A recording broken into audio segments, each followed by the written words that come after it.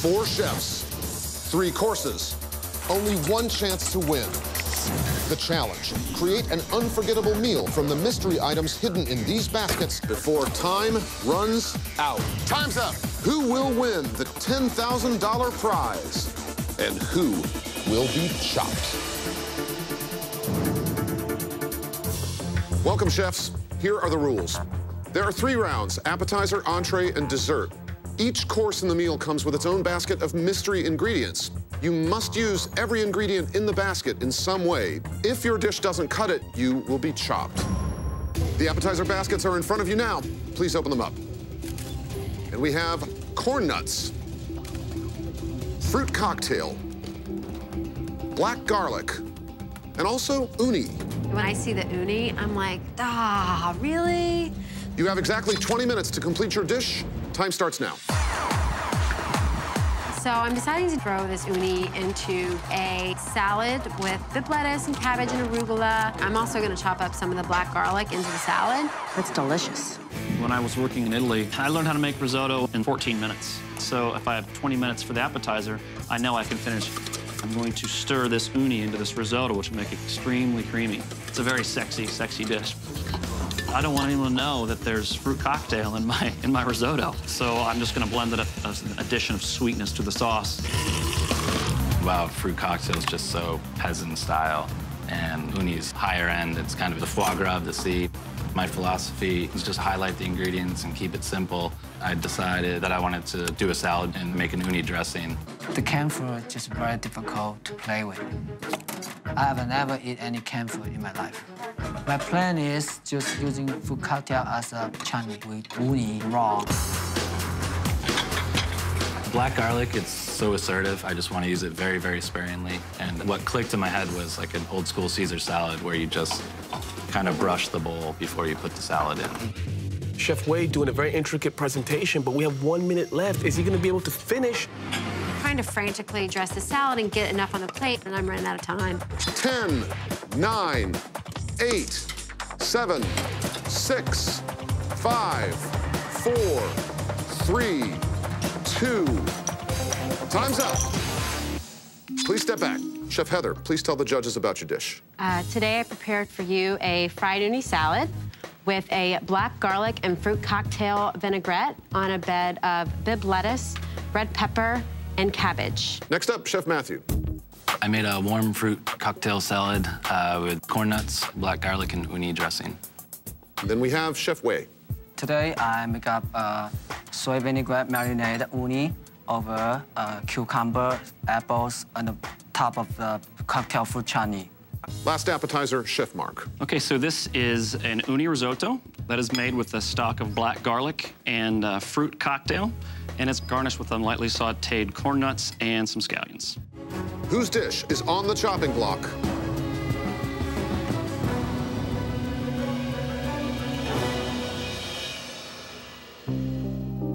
Chef Matthew, you've been chopped. There wasn't enough flavor brought to your dish, and you really didn't transform any of the ingredients enough to be able to keep you going. Okay. Good luck to you. Thank you. Thank you. Every round here brings a fresh start and new baskets. Chef Heather, Chef Wei, Chef Mark, please open them up. The mandatory ingredients for your entree course are watermelon, dried shrimp, dried porcini, and also Hawaiian snapper. You'll have 30 minutes for this course. Time starts now. I've worked with dry porcinis before. I know exactly what I'm gonna do with those. I'm gonna do crust on this snapper, and I think a really nice watermelon relish would be great on top, so I'm just gonna kind of run with it. Dried shrimp and dried mushrooms are common in Indian cooking. That is the inspiration for my dish. My plan is to take this Hawaiian snapper, crust it with dried shrimp that has been toasted and then ground, and that will have a porcini broth with chunks of watermelon, orange pepper, jalapeno. Thinking of making a dish my father taught me. It's called Happy Family. I want to saute the fish with vegetable and porcini mushroom and the dry shrimp and bring out the flavor together. So the dried porcini mushroom and the dry shrimp, I have to be soaked in hot water right away. Dried shrimp. How am I gonna incorporate another type of seafood that has a super strong flavor and is dried? That's gonna be a challenge. I land upon a beurre blanc. A nice shrimp-infused citrus beurre blanc would be a great addition to the porcini crusted snapper. I'm right behind you. Along with the watermelon rye pickle, I'm gonna take the rest of the watermelon, blend it, and then add that to my porcini mushroom liquid for the broth. And then I take this toasted shrimp and I buzz it, and then I dust the snapper with a dried shrimp. I'm trying to make it look as aesthetic as possible because eating with your eyes is what you do first before you eat with your mouth. 10. Oh my God. 9. 8. I want to make a beautiful presentation, but there's no time. Have to put everything on the plate. 5, 4, 3, 2, 1. Time's up. Please step back. God. Chef Wade, what do you got? Today, I would make up a sauté Hawaiian rice snapper with porcini mushroom, dry shrimp of a watermelon board. Next, Chef Mark. Okay, here we have a fillet of Hawaiian snapper that has been crusted with some dried shrimp. You also have dried porcini mushrooms, watermelon, and a fish broth. Chef Heather. Today you're eating a porcini crusted snapper with a citrus beurre blanc that's been steeped with dried shrimp, watermelon relish with tarragon and champagne vinegar, and a side of crispy potatoes. Whose dish is on the chopping block?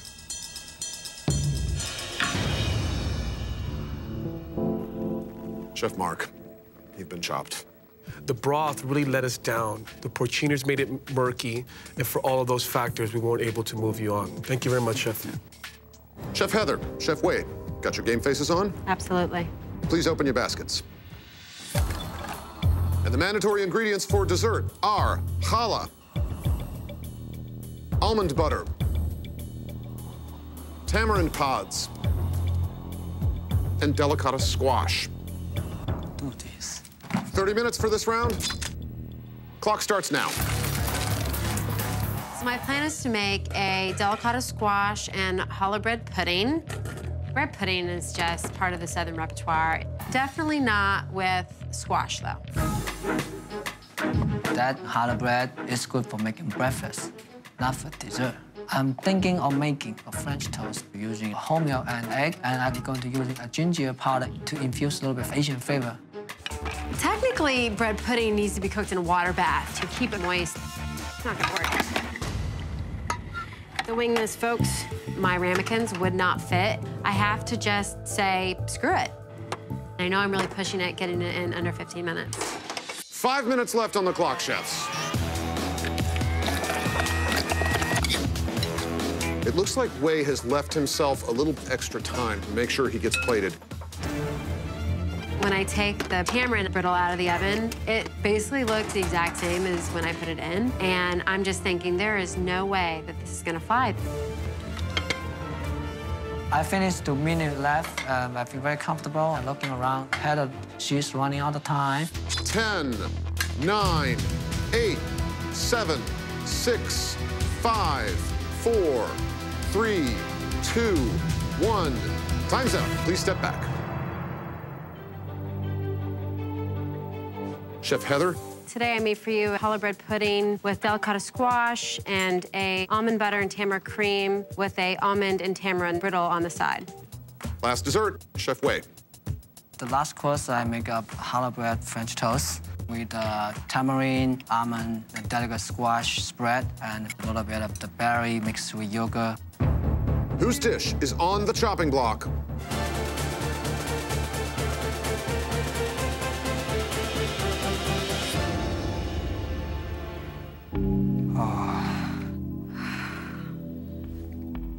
Chef Wei, you have been chopped. Judges?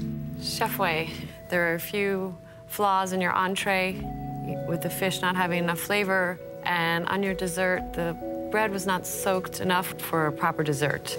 So for those reasons, that's why we chose to chop you. Thank you. Thank you, Chef. Thank you very much. Yeah. Cheers. And that means, Chef Heather, that you are the chop champion. Oh my God, I can't believe this is happening. And that you have $10,000 to spend however you like. I will take it.